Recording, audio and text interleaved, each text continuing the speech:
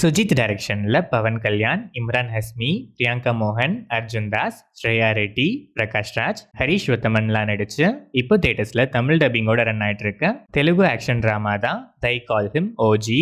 ஜப்பான்ல இருந்து மும்பை வந்து பிரகாஷ் ராஜ் கிட்ட வளர்ந்து பேரை கேட்டாலே ஊரே நடுங்கிற அளவுக்கு டெவலப் ஆன ஒரிஜினல் கேங்ஸ்டர் ஓஜஸ் கம்பீரா பவன் கல்யாண் எல்லாத்தையும் விட்டுட்டு மும்பையும் விட்டுட்டு போய் சாதாரணமாக ஒரு லைஃப்பை லீட் பண்ணுறாரு.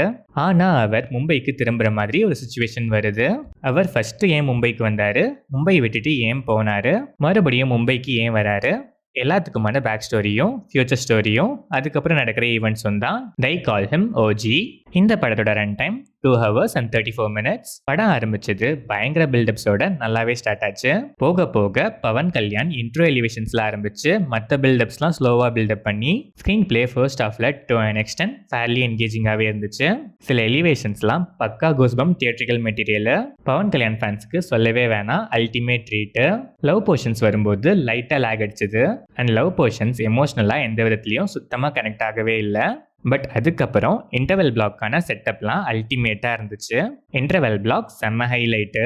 செகண்ட் ஹாஃப்மே அதே மொமெண்டம் மெயின்டைன் பண்ணி நல்லாவே ஸ்டார்ட் ஆச்சு. ஆனால் கொஞ்ச நேரத்துக்கு அப்புறம் நிறைய லேக்ஸ் எனக்கு ஃபீல் ஆச்சு. பில்டப்ஸ் ஆனால் ஆஸ் யூஷுவல் பஞ்சமே இல்லை.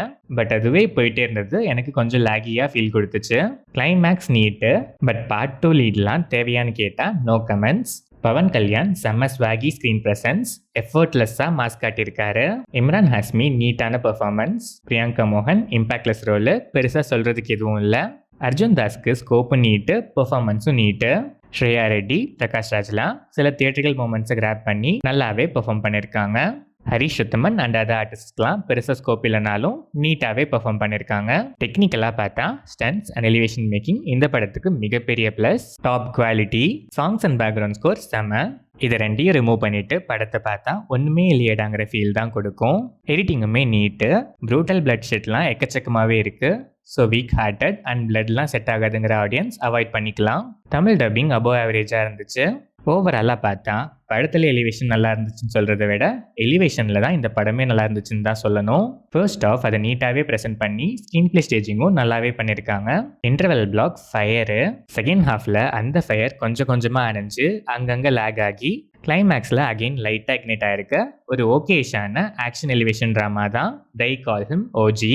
அஜித் ஃபேன்ஸ்க்கு ஜிபிஓ மாதிரி பவன் கல்யாண் ஃபேன்ஸ்க்கு கண்டிப்பாக ஒரு ட்ரீட் தான், மிஸ் பண்ணாமல் பார்க்கலாம்.